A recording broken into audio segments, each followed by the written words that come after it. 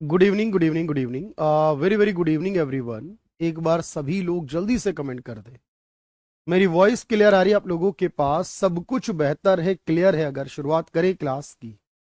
Very very good evening भाई। हमने पिछली क्लास में रेवेन्यू और यूटिलिटी के बारे में बात की। उससे पहले कॉस्ट, उससे पहले प्रोडक्शन और उससे पहले मार्केट का जिक्र किया मैंने। मैं हर एक टॉपिक पर दो दो सवाल आपको बताता हूं तो कि याद आ जाए सब। यूटिलिटी हमने जब बात करी, यूटिलिटी का मतलब मैंने ये बताया कि जब हम कोई चीज इस्तेमाल करते हैं उससे जो सेटिस्फैक्शन हमें मिलता है, संतुष्टि जो मिलती है, उसको यूटिलिटी कहते हैं। और जो हर बार यूटिलिटी मिलती है उसको मार्जिनल यूटिलिटी कहते हैं। यानी कि हर सेकंड, यानी हर अगली बार क्या होगा। और रूल ये कहता है कि हर अगली बार जो मिलेगा वो पहले से कम होकर मिलेगा। हर बार जो नेक्स्ट टाइम यानी मिलेगा वो पहले वाले से कम मिलेगा। इसे कहते हैं डिमिनिशिंग मार्जिनल यूटिलिटी का नियम, घटती सीमांत उपयोगिता का नियम कहते हैं। मैंने इसके अलावा आपको यह भी बताया कि उपयोगिता का संबंध होगा तो एवरेज और मार्जिनल का संबंध बताया कि अगर एवरेज बढ़ रहा है यानी मार्जिनल बढ़ रहा है तो टोटल में क्या असर होगा। जब टोटल मैक्सिमम होगा तो उस समय वो कांस्टेंट होगा और मार्जिनल यानी उनका डिफरेंस जो है वो जीरो होगा। ये बताया मैंने। अभी मैं बताता हूं भाई चंचला, एक मिनट दीजिए मुझे। रेवेन्यू के बारे में मैंने कहा जो इनकम रिसीव करते हैं किसी प्रोडक्ट को बेचने पर उसको रेवेन्यू कहते हैं। अगर परफेक्ट कंपटीशन मार्केट है जहां कीमतें एक जैसी होती हैं वहां प्राइस, एवरेज रेवेन्यू और मार्जिनल रेवेन्यू तीनों बराबर होते हैं। और अगर मैंने कहा कि perfect monopolistic competition, imperfect competition जहां कीमतें एक जैसी नहीं होती वहां प्राइस एवरेज रेवेन्यू के बराबर होता है लेकिन मार्जिनल रेवेन्यू इन दोनों से कम होता है। इसके अलावा एक सवाल पूछ रहे हैं हर्षित भी और चंचला भी दोनों कि व्हाइट पेपर क्या होता है। व्हाइट पेपर कुछ होता नहीं है, ये एक नाम दिया गया है। एक्चुअल में व्हाइट पेपर का यहां अर्थ ये इस बात से है कि सरकार ने ये डिसाइड किया है कि हम जब सत्ता में आए यानी 2014 में आए हम, उससे पहले जो इकोनॉमिकल रिसोर्सेज थे जो उनको यूज किया जा रहा था पिछली सरकार के द्वारा, जब हम किसी चीज को डिस्क्लोज करते हैं, एक्चुअल में ये वर्ड जो इंपॉर्टेंट है वो है डिस्क्लोज करना। किसी बात को डिस्क्लोज करना, उसके नेगेटिव इंपैक्ट को बताने की कोशिश करना, इसको बोला जाता है, थोड़ा सा याद रखना, कि वो जो जनरली होगा वो आपके पास व्हाइट पेपर हो जाएगा। यानी वो उसकी कमियों को, उसकी खामियों को बताने का काम करे। अन्वेष, रेवेन्यू तो इनकम हो गया, टोल क्या होता है और टैक्स में क्या डिफरेंस है? रेवेन्यू मैंने बता दिया, कोई भी प्रोडक्ट बेचना, सामान बेचना, कुछ पैसा कमाना, ये रेवेन्यू है। टोल और टैक्स में फर्क होता है भाई। टैक्स सरकार के पास जाता है और टैक्स के अंदर टोल टैक्स होता है। तो टोल भी एक प्रकार का टैक्स है। टैक्स तो बहुत सारे होते हैं, टोल भी एक प्रकार का टैक्स है जो कि उस सड़क का इस्तेमाल करने पर, किसी भी पर्टिकुलर एरिया का इस्तेमाल करने पर आपको यूज करना होगा। ऐसा अमूमन सरकारें करती नहीं है, मतलब पिछली सरकारों को लेकर बताती नहीं है, लेकिन चुनाव का वर्ष है तो सरकार ने 10 साल में बताने की कोशिश की। हमने क्या करा, इससे ज्यादा जरूरी यह भी है कि हम पिछली सरकार का क्या था वो बताया जाए। अब सरकार बताएगी तब पता चलेगा क्या क्या लॉस हुए थे या हो सकते थे उस समय की बात।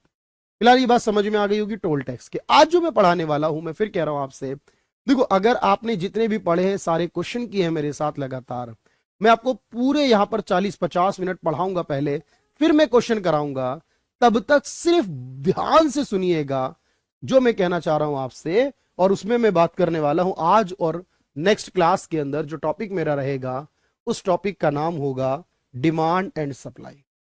जितना कहूंगा उतना ध्यान से सुनिएगा, उसे लिखिएगा और उसके बाद फिर हम आगे की बात करेंगे, क्वेश्चंस प्रैक्टिस करेंगे तो चीजें क्लियर हो जाए।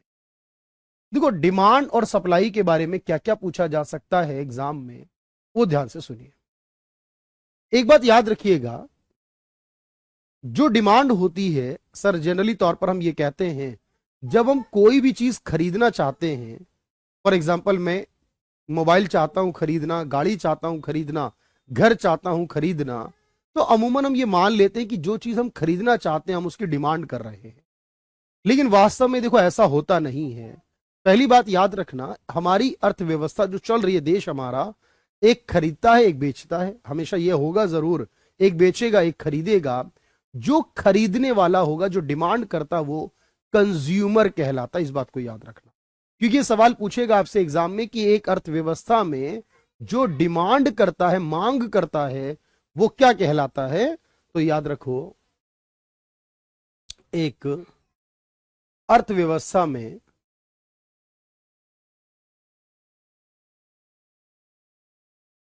मांग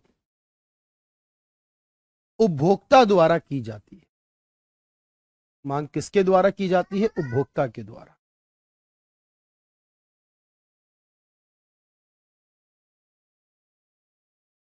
तो इंपॉर्टेंट है उपभोक्ता के बारे में याद रखना।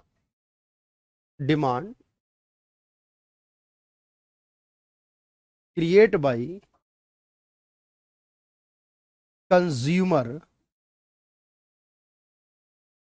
इन ए इकोनॉमी।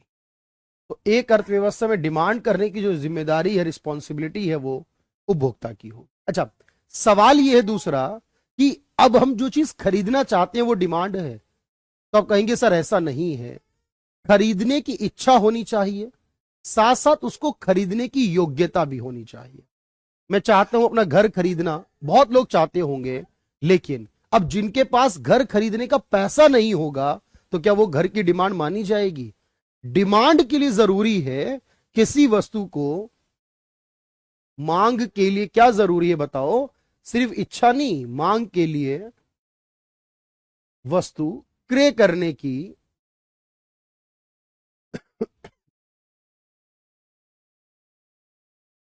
इच्छा व योग्यता दोनों होनी चाहिए भाई। योग्यता मतलब पैसा। यहां योग्यता का अर्थ क्या है? योग्यता का मतलब है सर पैसा होना चाहिए और डिजायर होनी चाहिए, willingness and ability to buy product for demand. तो डिमांड के लिए इन दोनों का होना जरूरी है। यानी सबसे जरूरी है पैसे का होना। जेब में पैसा नहीं, डिमांड मोबाइल की कैसे हो जाएगी? जेब में पैसा नहीं, डिमांड गाड़ी की कैसे हो जाएगी? यानी डिमांड जो डिपेंड करती है वो पैसे पे करती है। सर देश में पैसा कितना होगा, डिमांड इस बात पे डिपेंड करती है। अगर ये पूछे कि डिमांड किस पे डिपेंड करती है, demand depend on purchasing power. मतलब आपकी एबिलिटी का मतलब क्या, आप खरीद क्या सकते हो। क्योंकि इच्छा तो सब में ही है, उसको मत देखो। परचेजिंग पावर यानी मांग निर्भर करती है, डिपेंड होती है क्रय शक्ति पर। अच्छा, इस पे निर्भर होती है क्रय शक्ति, ये एबिलिटी को दर्शाती है।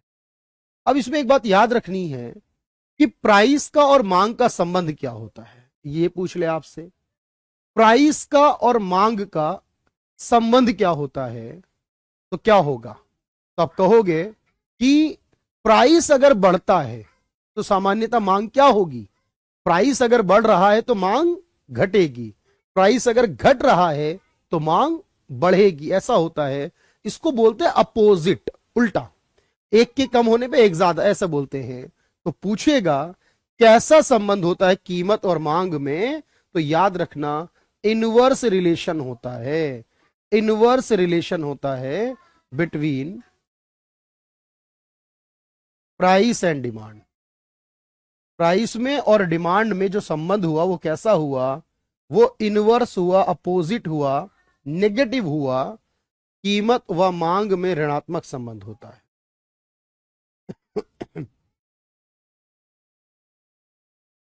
कीमत व मांग में ऋणात्मक संबंध होता है, अपोजिट बिहेव करते हैं। अर्थ ये बना इसका, अर्थ क्या बना सर? इसका अर्थ ये बना कि जब भी ऐसा होगा कि प्राइस अप होगा, इसका अर्थ ये हुआ प्राइस ऊपर जाएगा तो डिमांड नीचे जाएगी, प्राइस ऊपर तो डिमांड नीचे, प्राइस नीचे तो डिमांड ऊपर। ये हुआ इसका मतलब। और इसी के लिए याद रखना, जब मैं इसका कर्व बनाऊंगा जिसको मैं डिमांड कर्व कहूंगा, तो आपको याद रखना ऐसा डिमांड कर्व जब बनाएंगे इसका सॉरी, जब इसका मांग वक्र बनाएंगे तो मेरे भाई इसका मांग वक्र देखो कुछ ऐसा बनेगा। ये इस तरह की एक लाइन ड्रॉ होगी डिमांड के नाम से, और उसमें पता चलेगा अगर इतना प्राइस है तो ये डिमांड है, अगर प्राइस बढ़ जाता है तो डिमांड कम हो जाती है, और अगर प्राइस कम हो जाता है तो डिमांड ज्यादा हो जाती है। इसको ऐसे याद रखना। सप्लाई और डिमांड को छोड़िए अभी अन्वेष, उसको मत करिए वरना कंफ्यूज हो जाएंगे, उनमें कोई संबंध नहीं है, वो अलग बात चलेगी बिल्कुल। तो आपने कहा इसको हम ऐसे बोलेंगे कि सर अगर पूछ ले डिमांड कर्व कैसा होगा, तो हम कहेंगे डाउनवर्ड या नेगेटिव स्लोपिंग होगा। डाउनवर्ड या नेगेटिव स्लोपिंग होगा, यानी हिंदी में कहेंगे ऋणात्मक या नीचे की ओर ढाल होगा। ऋणात्मक या नीचे की ओर ढाल, ऐसे बोला जाएगा, नीचे की ओर ढाल होगा। बिल्कुल आराम से लिखते जाना भाई, और मैं जब लिखने का टाइम दूं लिख भी लेना आराम से, कुछ नहीं करना, सब कुछ मैं कराऊंगा ऑटोमेटिकली। अच्छा, अगर ये पूछे कि ऐसा क्यों है बताओ, ऐसा क्यों हो रहा है कि हम ज्यादा महंगा नहीं खरीद रहे, सस्ता ही खरीदना चाहते हैं। अब याद करो मैंने कहानी बताई थी, हर बार जब कोई चीज खरीदोगे तो यूटिलिटी गिरेगी, हर बार जो आएगी वो गिर के आएगी, और कीमत बढ़ जाए तो क्या करोगे खरीद कर। ये तो डबल नुकसान है ना, कीमत भी ज्यादा दे यूटिलिटी भी कम लेंगे उससे, तो हम तो उसकी जगह कुछ और ले लेना चाहिए। सर ये पूरा का पूरा कॉन्सेप्ट जो मैंने आपको पिछली क्लास दी ना, यकीन मानिए वो एक एक्स्ट्रा क्लास लगी है मेरी सिर्फ इस बात को बताने में कि यहां दिक्कत ना हो आपको। उसको कहते हैं सर ये सब कुछ हो रहा है किस वजह से, इसके पीछे का कारण है डिमिनिशिंग मार्जिनल यूटिलिटी। जो लॉ है हमारा, ये जो नियम कहता है ना यूटिलिटी गिरती है हर बार, इस लॉ के कारण, इस नियम के कारण घटती सीमांत उपयोगिता नियम के कारण ऐसा होता है, घटती सीमांत उपयोगिता नियम के कारण।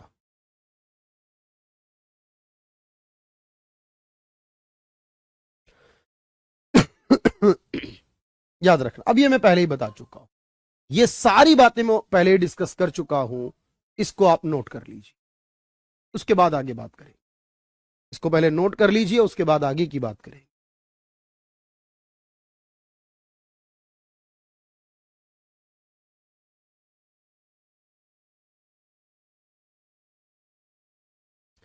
चलिए भाई, बहुत अच्छे, साफ साफ सुंदर सुंदर नजर आ रहा ना लिखा हुआ, लिख दीजिए, बिल्कुल ऐसे ही लिख दीजिए सब कुछ। इस नियम के कारण ये सब कुछ बनता है, संबंध रिलेशन आता है, और वो यही होता है कि चीज महंगी हो तो कम खरीदी जाती।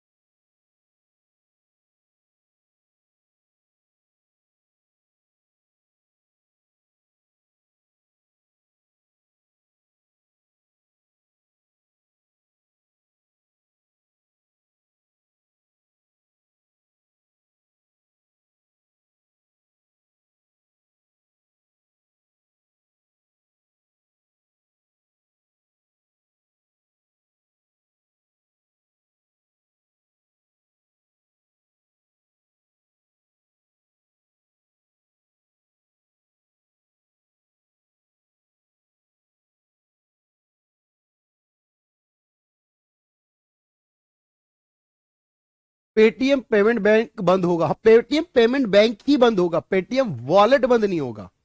पेटीएम के थ्रू लेन देन तो होंगे, पेटीएम में पैसा रख नहीं पाओगे। पेटीएम पेमेंट बैंक जो है वो बंद होगा भाई।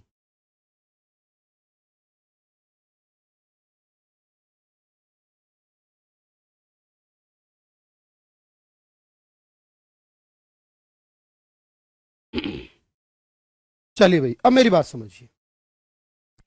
अब एक सवाल आता है कि कौन कौन सी चीजें हैं जो डिमांड को प्रभावित करती है, मतलब डिमांड को अफेक्ट करती है, जिनकी वजह से डिमांड कम या ज्यादा हो सकती है।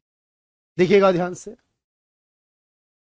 डिमांड फंक्शन कहते हैं, पूरी बात समझना, डिमांड फंक्शन क्या होता है। देखो डिमांड फंक्शन यानी मांग फलन है जो, वो ये कहता है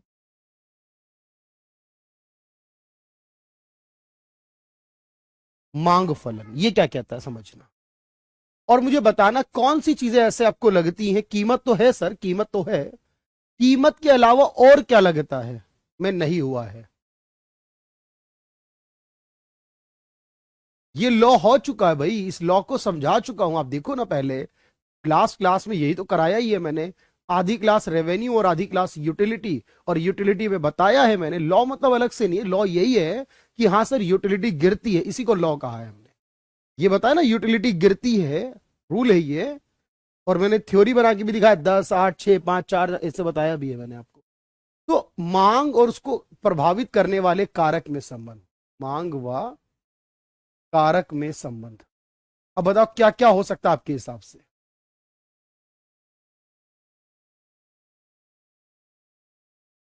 relation between demand and it's factor.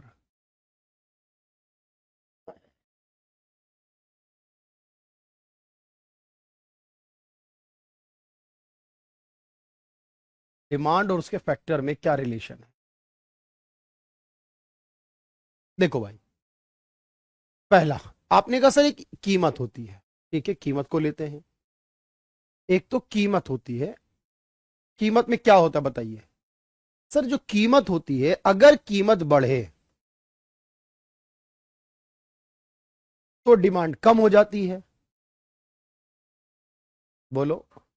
और कीमत अगर कम हो तो डिमांड ज्यादा हो जाती है, ये तो माना ना आपने, ठीक है। दूसरा क्या है देखो, दूसरा है इनकम, जो खरीदने वाला इंसान है उसकी इनकम।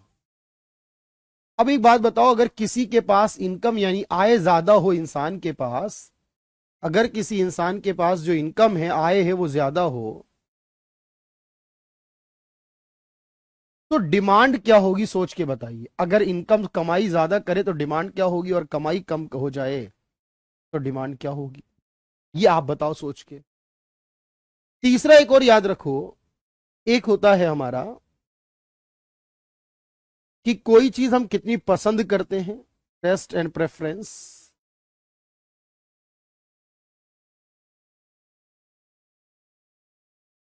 And fashion. भाई कोई भी चीज है, पॉपुलेशन,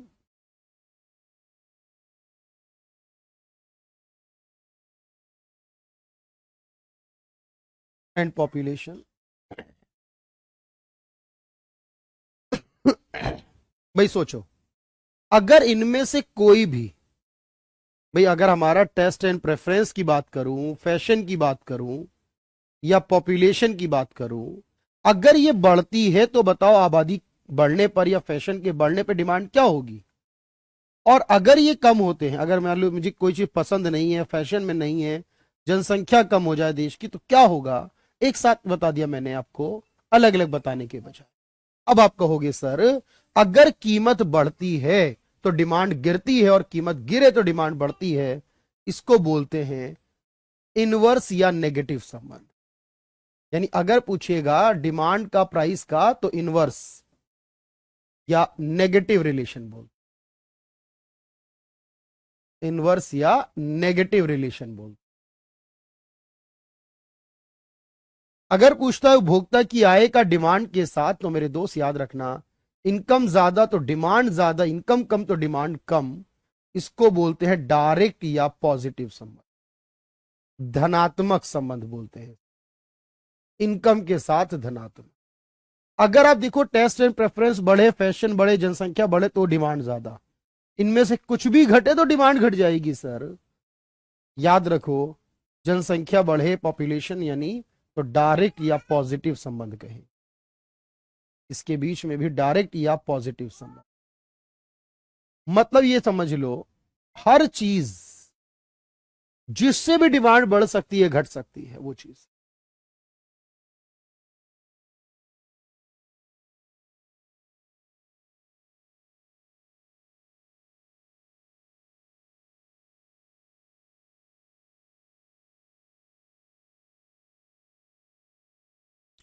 तो अब इसको बात याद रहेगी सर, एक जगह पर नेगेटिव है, दो जगह पर हमने जो लिखा उसमें पॉजिटिव आ रहा है, डायरेक्ट आ रहा है।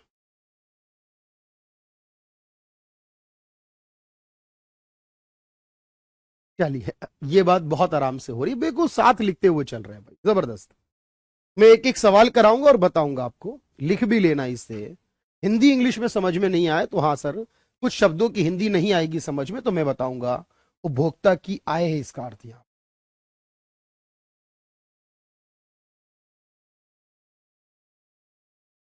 यहां पर है रुचि, व प्राथमिकता, व फैशन, व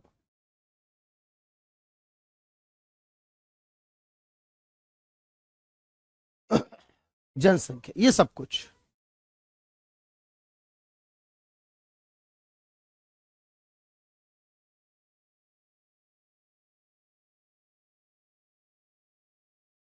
कीमत है। अब देखो, एक होता है प्राइस ऑफ रिलेटेड गुड्स।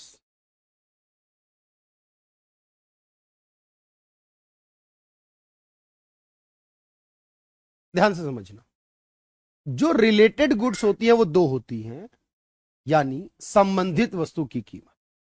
पूरी बात को सुनना जो मैं कहना चाह रहा हूं आपसे, संबंधित वस्तु की कीमत।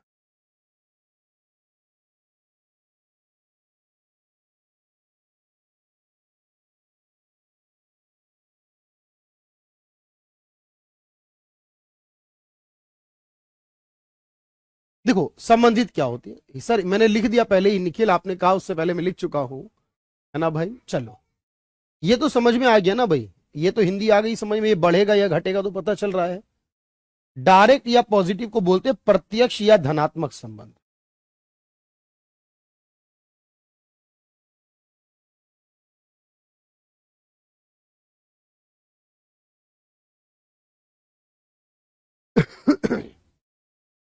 इसको बोलते हैं ऋणात्मक या विपरीत संबंध।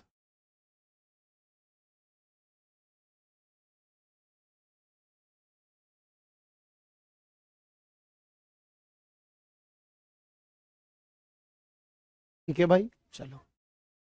अच्छा, जो रिलेटेड, देखो रिलेटेड में क्या होता है सर, दो होती है। पहली एक होती है प्राइस ऑफ सब्सटीट्यूट। ध्यान से समझना, सब्सटीट्यूट का मतलब होता है जो एक दूसरे की जगह यूज होती है, उन्हें कहते हैं सब्सटीट्यूट। हिंदी में कहते हैं प्रतिस्थापन वस्तु की कीमत।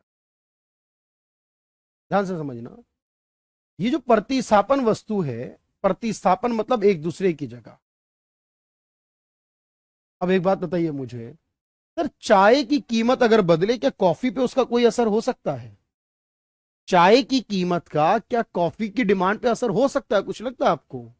पेप्सी में कुछ चेंज आए तो क्या कोका कोला की डिमांड पे फर्क हो सकता है? सर अगर मान लीजिए कोई और एग्जांपल हम ले, ऐसे ही जो एक दूसरे की जगह इस्तेमाल होने वाली चीजें हो, तो आप कहेंगे जी बिल्कुल हो सकता है, क्योंकि अगर मान लीजिए एक में परिवर्तन आएगा तो इंसान दूसरी तरफ चला जाएगा। ये क्या हो गया आप? तो जो चीजें एक दूसरे की जगह प्रयोग होती है उनको सब्स्टिट्यूट कहते हैं, एक दूसरे के स्थान पर।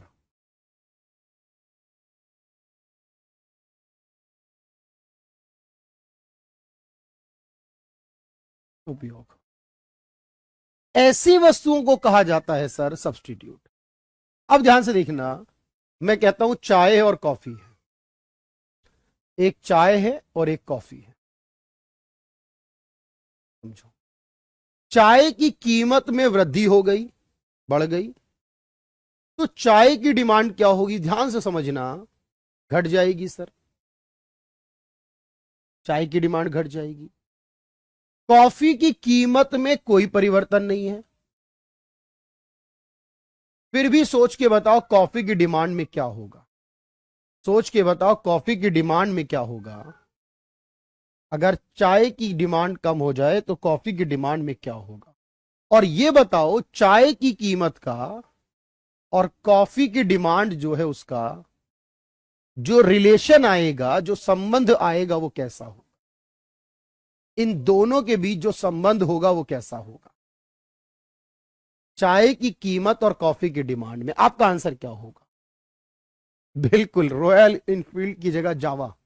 ठीक है, तो चाय की कीमत बढ़ेगी, चाय की डिमांड कम, लेकिन चाय की डिमांड कम होने की वजह से लोग कॉफी पियेंगे, क्योंकि हम ये मान लेंगे ना भाई लोग कुछ तो पियेंगे ना, चाय नहीं तो कॉफी, कहीं और मत जाना बस।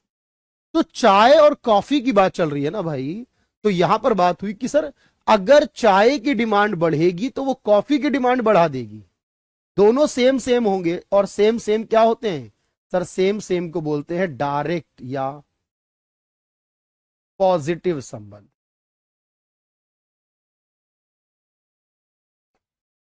बोलो हाँ। देखो सेम सेम होते हैं तो डायरेक्ट, उल्टे होते हैं तो इनडायरेक्ट या इनवर्स कहते हैं उसे। अच्छा, दूसरी चीज होती है उसे कहते हैं प्राइस ऑफ कॉम्प्लीमेंट्री।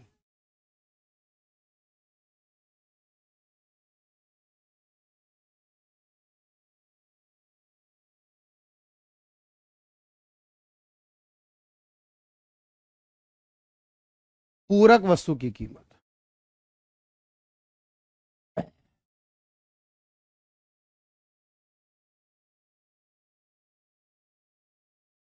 पूरक वस्तु। देखो कॉफी टी से कॉस्टली होती है ये मान लेते हैं अन्वेष, लेकिन जब हम एक डिसीजन लेते हैं, क्योंकि टी महंगी होने का मतलब है वो भी कॉफी के इक्विवेलेंट आ गई। अब जब कॉफी आपकी कीमत में आपको चाय मिल रही है तो फिर चाय क्यों पीनी, फिर तो कॉफी पियेंगे भाई। चाय महंगी भी तो हो गई ना, इस वजह से मैंने कहा चाय महंगी हो गई इसलिए। चाय सस्ती होती तो चाय पीते, चाय महंगी है तो उसी रेट पे फिर कॉफी में क्यों ना जाए, स्वाद भी अच्छा आएगा, है ना। चाय की जगह कॉफी को ज्यादा आप देखते हो कि जब भी थोड़ा सा एक रिच पर्सनैलिटी शो कर रही है कॉफी दिखाई जाती है इसलिए। अच्छा, जो एक साथ यूज होती हैं, एक साथ उपयोग होती है, ऐसी चीजें जिनका उपयोग एक साथ होता है, यानी जिनकी मांग संयुक्त होती है।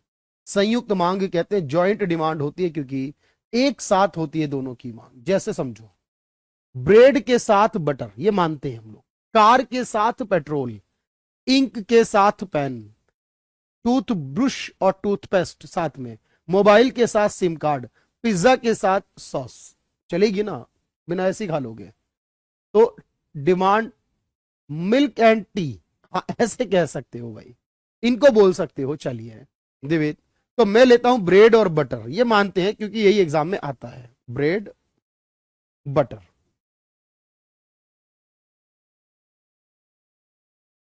अगर ब्रेड के प्राइस बढ़ेंगे तो ब्रेड की डिमांड कम होगी, डाउट तो नहीं। बटर के प्राइस में नो चेंज, फिर भी बटर की डिमांड क्या हो जाएगी बताइए मुझे। और ये बताइए ब्रेड के प्राइस का बटर की डिमांड से जो रिलेशन बनेगा, संबंध बनेगा, वो कैसा बनेगा?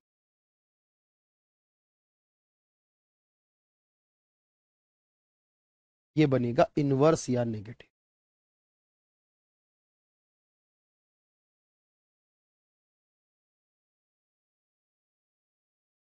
जब ब्रेड कम बिकेगा बटर भी कम बिकेगा, ये मान रहे हैं हम लोग।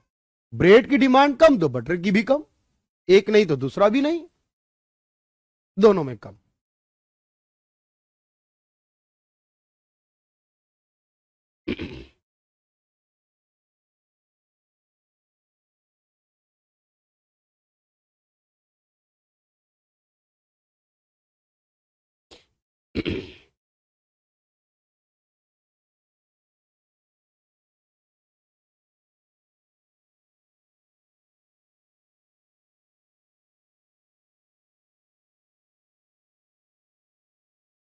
चलिए, तो ब्रेड कम बटर भी कम, दोनों साथ साथ है ना, एक ज्यादा दूसरा ज्यादा, एक कम दूसरा कम, इस तरीके से।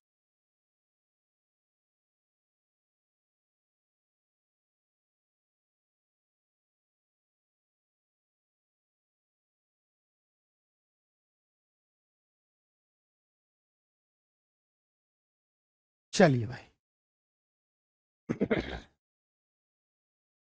अच्छा, ऐसे ही मुझे ये बताओ, आप मुझे बताओ, आप सप्लाई करने वाले को क्या कहते हैं? जो इंसान सप्लाई करता हो उसे क्या कहते हैं?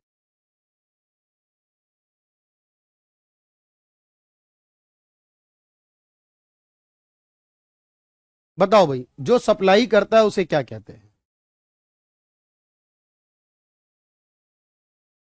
जो सप्लाई करता है उसे क्या कहते हैं? उसे प्रोड्यूसर कहते हैं, उत्पादक। बिल्कुल अमित भाई होगा। सप्लाई के लिए क्या चाहिए? बेचने की इच्छा और योग्यता। सप्लाई के लिए क्या चाहिए? बेचने की इच्छा और योग्यता। यानी योग्यता का मतलब क्या हुआ सर? हमारा प्रोडक्शन। भाई हमारा प्रोडक्शन कितना है? सप्लायर या प्रोड्यूसर, सही कहा दोनों बातें सर। जो हम प्रोडक्शन करेंगे वो डिपेंड करेगा हम कितना बेच सकते हैं। पर एक बात याद रखना, अगर प्राइस बढ़ेगा तो सप्लाई पे क्या असर होगा? सुन लो ध्यान से, बहुत कंफ्यूजिंग है, बच्चों का दिमाग किसी और डायरेक्शन में जाता है। मैं जो आपको बता रहा हूं वो सुनना। अगर प्राइस बढ़ेगा, अब यहां डिमांड को दिमाग में मत लाइएगा, बिल्कुल डिमांड को नहीं आना चाहिए। जब कंज्यूमर थ्योरी पढ़ेंगे तो कंज्यूमर का बिहेवियर पढ़ेंगे, प्रोड्यूसर थ्योरी पढ़ेंगे तो प्रोड्यूसर का बिहेवियर पढ़ेंगे, दोनों का बिहेवियर अलग अलग करेंगे। अब मैंने कहा कंज्यूमर का बिहेवियर है सस्ता खरीदना, प्रोड्यूसर का बिहेवियर है उसको ज्यादा सप्लाई करना, उस काम में ज्यादा जुड़ना जहां उसको ज्यादा फायदा हो। ये मत कहना उसकी सप्लाई, मैं ये कह रहा हूं जिसके ज्यादा प्राइस होंगे सर वहां प्रॉफिट ज्यादा होगा, वो उसी काम में चला जाएगा। इसलिए आप देखो जहां ज्यादा प्रॉफिट वाला काम है उसको ज्यादा लोग कर रहे हैं, जो कम प्रॉफिट वाला उसको कम कर रहे हैं। तो ज्यादा सप्लाई।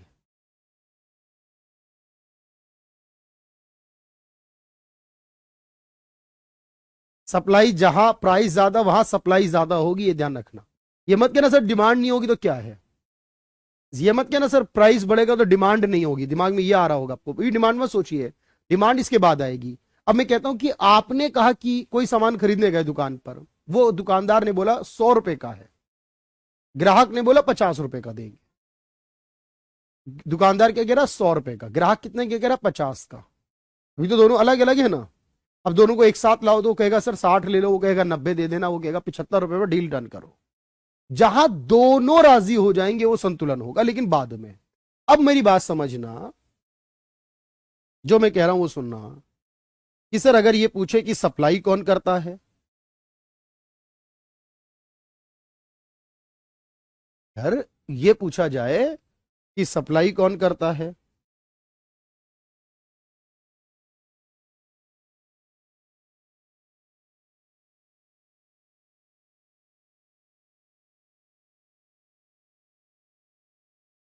तो भाई याद करो भाई, ध्यान रखना, जहां ज्यादा फायदा होगा वहां बेचेगा। अब आप इसे लिखिए, इकॉनमी में सप्लाई जो होती है वो प्रोड्यूसर करता है। एक बात, सप्लाई के लिए वस्तु बेचने की इच्छा और योग्यता होनी चाहिए। बेचने की सप्लाई डिपेंड करेगी हम कितना प्रोडक्शन कर सकते हैं, उत्पादन क्षमता कितनी है। प्राइस का सप्लाई का डायरेक्ट संबंध होगा। वैशाली मैं दोबारा समझाता हूं, देखो इसीलिए मैंने कहा भाई मुझे एक बात बताइए, मैंने ये कहा आपसे कि सर एक चीज उस कारोबार में इंसान जाना चाहता है जहां प्रॉफिट ज्यादा हो, ये मानोगे? प्रॉफिट ज्यादा वहां होगा जहां प्राइस बड़ा होगा, क्योंकि ज्यादा प्राइस होने पे प्रॉफिट का मार्जिन बढ़ जाता है। और इसीलिए एक व्यक्ति ये चाहता है कि वो उस चीज की सप्लाई में जाए जहां के प्राइस ज्यादा हो। तो सब प्राइस बढ़ता है तो सप्लाई बढ़ाता है। क्यों? ये मत सोना डिमांड नहीं है, जब सप्लाई होगी तो डिमांड अपने आप हो जाएगी, क्योंकि पहले सप्लाई होती है उसके बाद डिमांड होती है। पहले कोई वस्तु बनती है, लोग उसको खरीदना पसंद करते हैं। ठीक है, तो अभी जो मैं लिखवा रहा हूं आप लिखिए, सुकून से इत्मीनान से लिखिए। मैंने कहा ना हर बात समझा दूंगा, तो इसको लिखेगा सप्लाई कर्व कैसा होगा, सप्लाई का संबंध कैसा होगा, इसे कहते हैं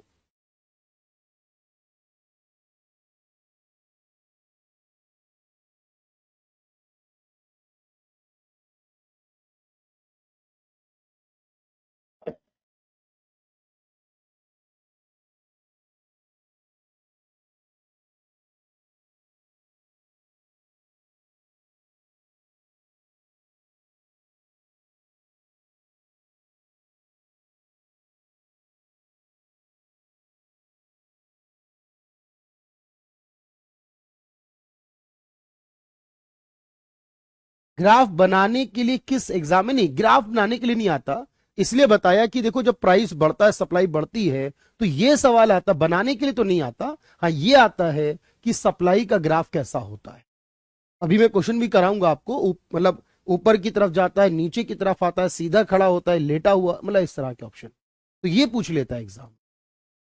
ठीक भाई, इसको नोट करो।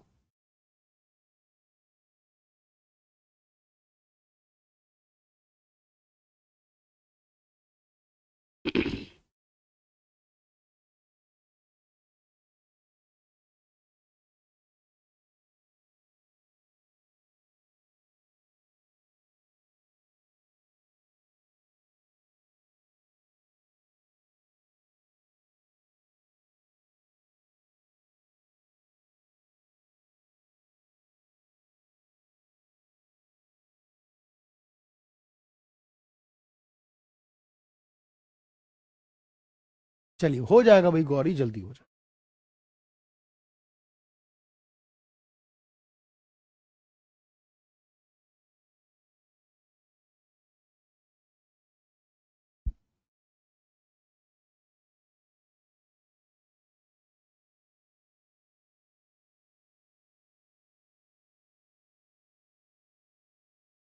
चलिए भाई, आपने लिखा कि इनके बीच संबंध होगा पॉजिटिव, प्राइस बढ़े सप्लाई बढ़े, प्राइस घटे सप्लाई घटे।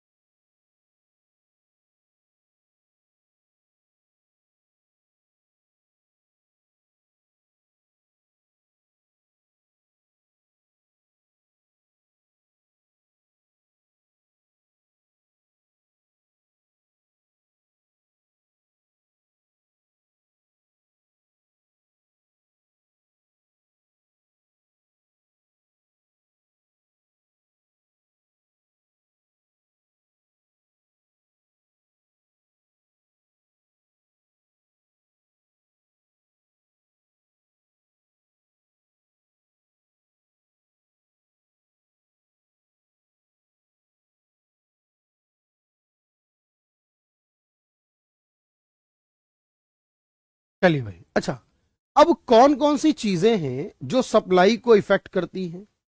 भाई जो चीजें हैं जिनकी वजह से सप्लाई कम हो सकती है या सप्लाई ज्यादा हो सकती है, वो चीजें कौन कौन सी हैं मैं आपको बताता हूं, ध्यान से सुनना। अभी कुछ लिखना नहीं है, सिर्फ सुनना है कि वो कौन कौन सी चीजें हैं जो सप्लाई को अफेक्ट कर सकती हैं, सप्लाई को प्रभावित कर सकती हैं। देखो एक बात याद रखना, मैंने कहा जब हम ये कहते हैं कि सप्लाई फंक्शन होता है, सप्लाई फंक्शन, इसका मतलब होता है पूर्ति फलन। सप्लाई फंक्शन का मतलब पूर्ति फलन। इस पूर्ति फलन का मतलब हुआ कि वो कौन से कारक हैं जो पूर्ति को प्रभावित करते हैं, यानी पूर्ति व कारक में संबंध, पूर्ति में और उसके कारक में क्या संबंध। पूरी बात समझ के लिखना, कोई जल्दी नहीं है भाई। पूर्ति व कारक में संबंध, relation between supply and factor, relation between supply and factor.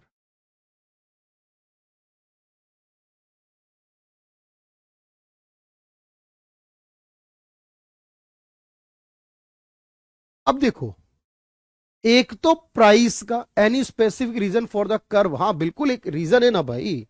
देखो कर्व समझो ना, मैंने क्या बताया आपको कर्व में, सर आपने ये बताया अभी कि जब हम कोई कर्व बनाते हैं, कोई भी कर्व बनाते हैं, तो एक तरफ कीमत लेते हैं, एक तरफ ये लेते हैं। इससे ये पता चल रहा है ऊपर जाने वाले से कि अगर कोई भी पॉइंट डालो, कोई भी पॉइंट डालो यहां, फिर यहां, फिर यहां, इससे ये पता चल रहा है कि अगर एक तरफ इंक्रीज लाइन ऊपर करोगे, दूसरी भी अपने आप ऊपर जाएगी। इससे ये पता चल रहा है दिवित।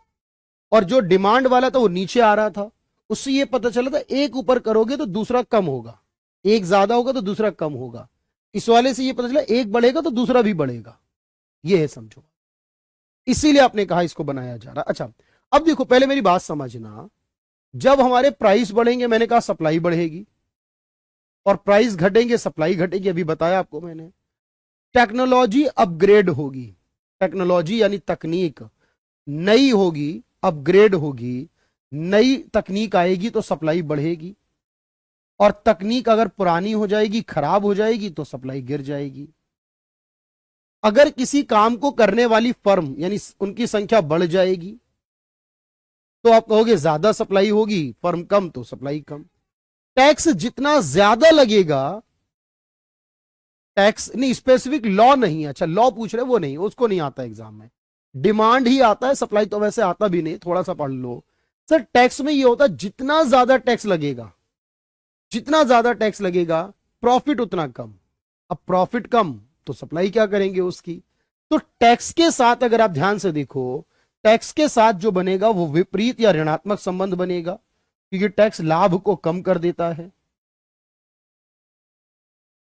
और बाकी सबके साथ जो बनेगा वो धनात्मक या प्रत्यक्ष संबंध बनेगा,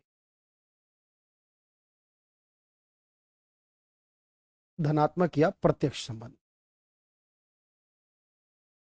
समझ लेना। अच्छा बिल्कुल, अच्छा आप वो पूछ रहे थे, मैंने बताया आपको कोई रीजन देना नहीं है उसके लिए फिलहाल, जो आपने पूछा वो क्लियर नहीं था आई थिंक।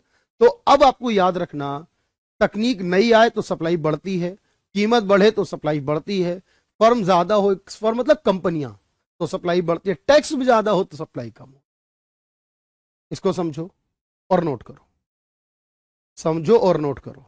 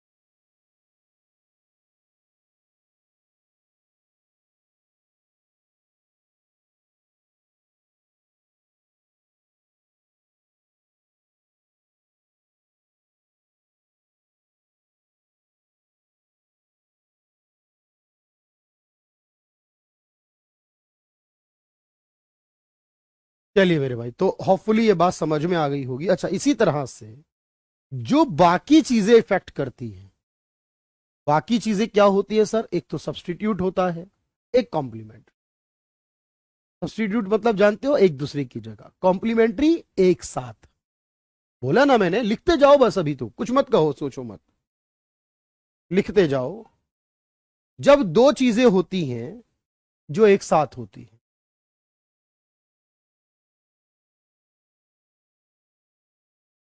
जो दो चीजें होती हैं और एक साथ होती हैं सर, उनको क्या बोलते हैं, उनको बोलते हैं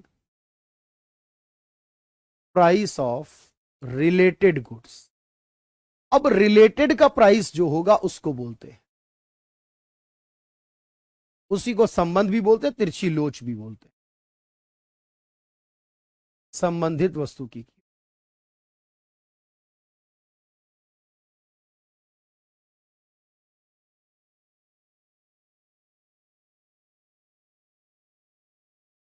चाय और कॉफी, अगर चाय की सप्लाई कीमत बढ़ेगी सप्लाई बढ़ेगी, भाई चाय की कीमत ज्यादा तो सप्लाई ज्यादा।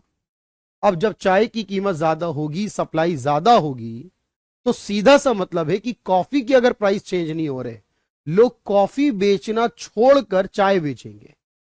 अब यहां सोचो बेचने के पॉइंट से, लोग कॉफी बेचना छोड़कर चाय बेचेंगे, चाय की कीमत बढ़ी है, चाय में लाभ ज्यादा है, तो चाय बेचा जाए। अच्छा ब्रेड और बटर, ये कॉम्प्लीमेंट्री होती हैं साथ साथ।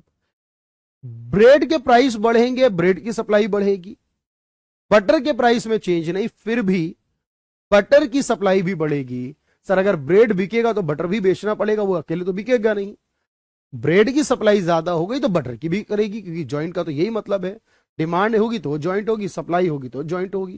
भाई दोनों एक साथ ज्यादा होंगे या दोनों एक साथ कम होंगे। इसको बोलते हैं रिलेशन, या तिरछी लोच भी बोलते हैं। इस संबंध को ही तिरछा संबंध बोलते हैं। देखो है ना, एक का संबंध दूसरे पे, तो ये तिरछा संबंध होता है। इसको नोट करना, इसको तिरछा संबंध कहते हैं।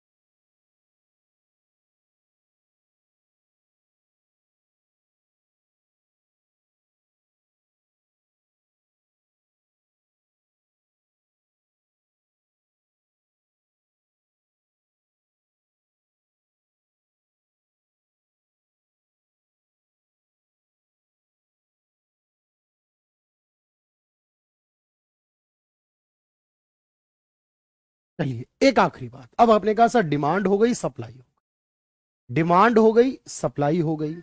अब मैं आपको जो बता रहा हूं वो सुनना, डिमांड सप्लाई के।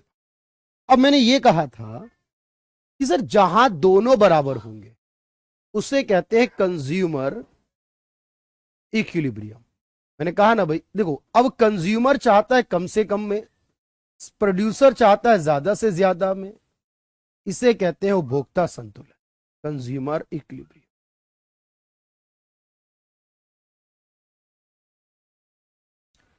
उपभोक्ता कहां संतुलन होगा? संतुलन वहां होगा जहां डिमांड, मांग और पूर्ति यानी सप्लाई, जहां डिमांड सप्लाई एक दूसरे के बराबर हो। जहां डिमांड और सप्लाई बराबर होंगे, मांग और पूर्ति बराबर होगी, उस जगह पर दोनों राजी हो जाएंगे सर। भाई जहां डिमांड सप्लाई के बराबर हो जाएगी, ऐसे मान लो ये डिमांड ये सप्लाई, जहां ये दोनों बराबर हो जाएंगे वो संतुलन वाला। यानी इस कीमत पर इतनी क्वांटिटी के लिए दोनों राजी हो गए, जहां डिमांड सप्लाई के बराबर होगी वो संतुलन, या जहां जो मेरा प्राइस है और जो मेरी मार्जिनल यूटिलिटी है, यानी जो मैं कीमत देता हूं और जो मैं बदले में यूटिलिटी लेता हूं, मैंने आपको बताया इसे मार्जिनल कहते हैं।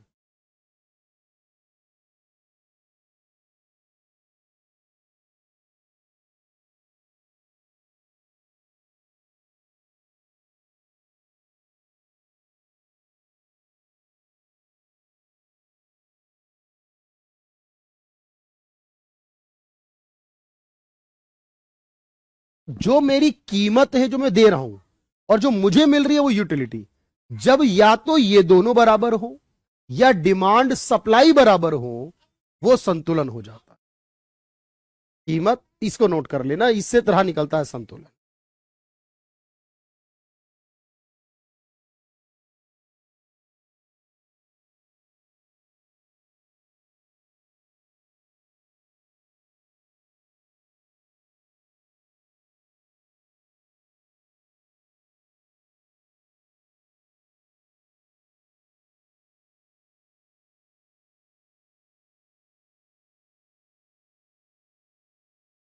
अब देखो एक आखिरी बात, आज के लिए एक आखिरी बात, फिर अगली क्लास में।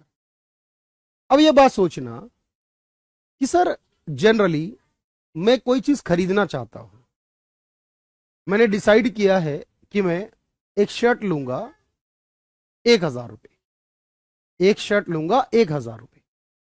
अब मैं बाजार जाऊं तो ये बताओ, क्या 1,000 की ही मिलेगी? 1,000 की भी हो सकती है, 1,200 की भी मिल सकती है, 800 की भी मिल सकती है। मैं सोच कर गया हूं कि मुझे 1,000 में खरीदनी है, एक्सपेक्टेड प्राइस है मेरा, पर बाजार में जाके मुझे 800 में मिल गई। बाजार में जाकर मुझे 800 रुपए की मिल गई।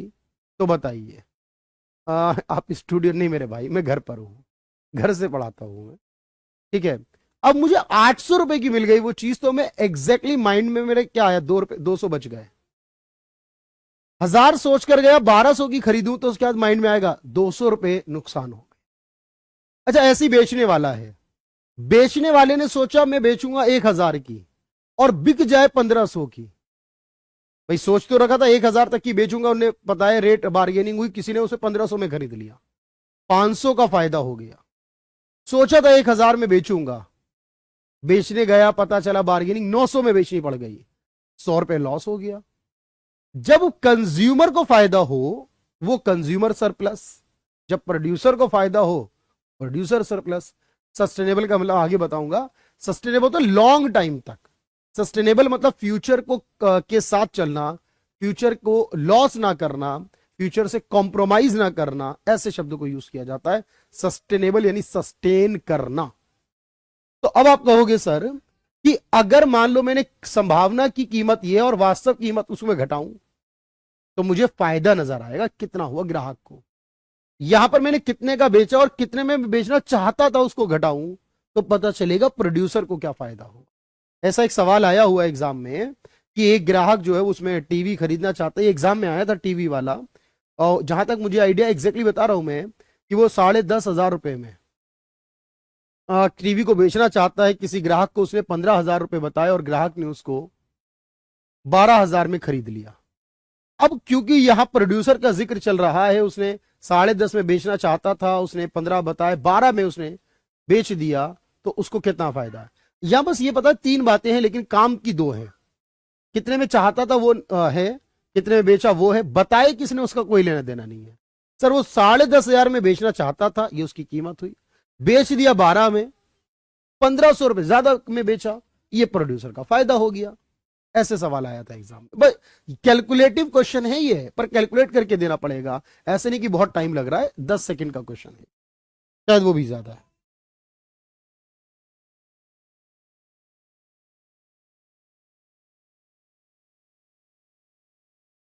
चलिए, आज के लिए इतना है। अगली क्लास में, यानी जो मैं क्लास लूंगा नेक्स्ट क्लास, उसमें डिमांड सप्लाई पूरा करके फिर देखेंगे आगे क्या बचता है। ठीक है, आज के लिए इतना रखो। Thank you everyone, thank you so much. जो भी क्वेश्चन है, हाँ वो करा दूं थोड़े से, क्वेश्चन करा दूं थोड़े से, कॉन्फिडेंस तो आएगा क्वेश्चन कराने से।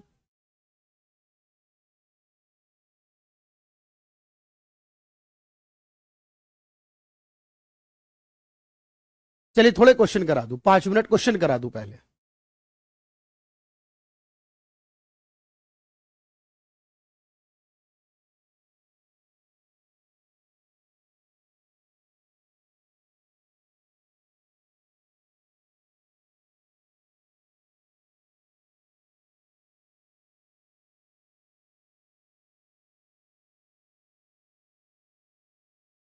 एक सामान्य मांग वक्र का ढाल कैसा होता है? एक सामान्य मांग वक्र जो है उसका ढाल कैसा होता है?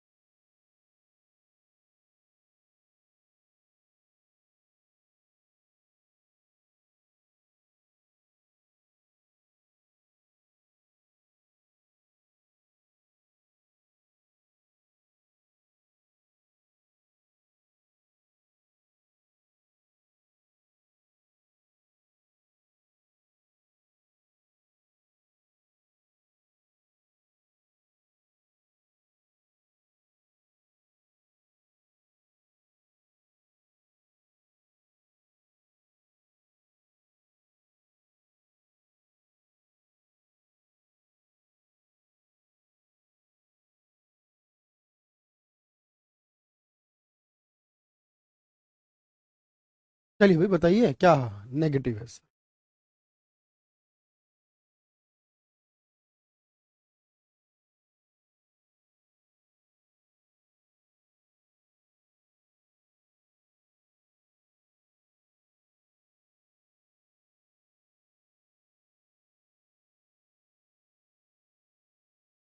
कंज्यूमर सरप्लस क्या होता है? कंज्यूमर सरप्लस क्या होता है?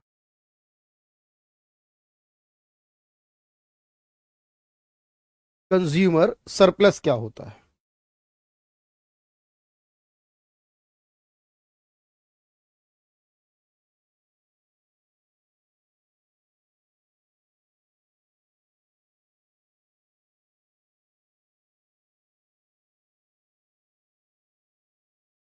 पोटेंशियल प्राइस कितना है और उसमें कितने में बेच।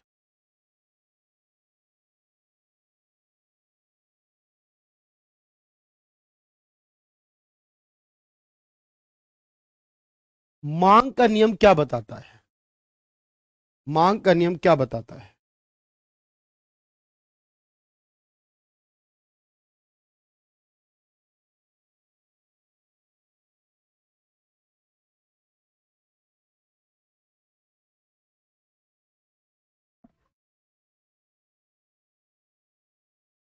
जब प्राइस कम होते हैं तो मांग बढ़ती है। प्राइस कम होते हैं तो मांग बढ़ती है।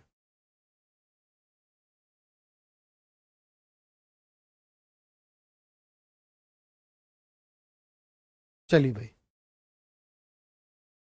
डिमांड को क्या परिभाषित कर सकते हो? डिमांड कैसे परिभाषित करोगे?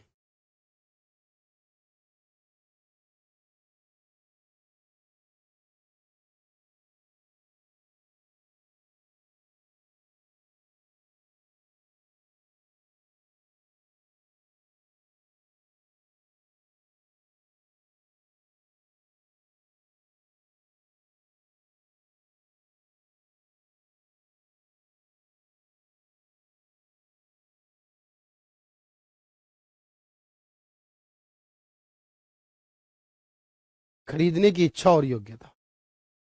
खरीदने की इच्छा और योग्यता।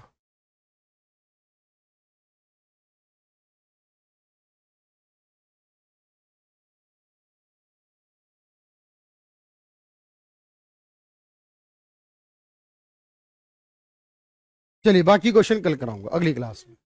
आज के लिए इतना ही रखते हैं। Thank you everyone, thank you so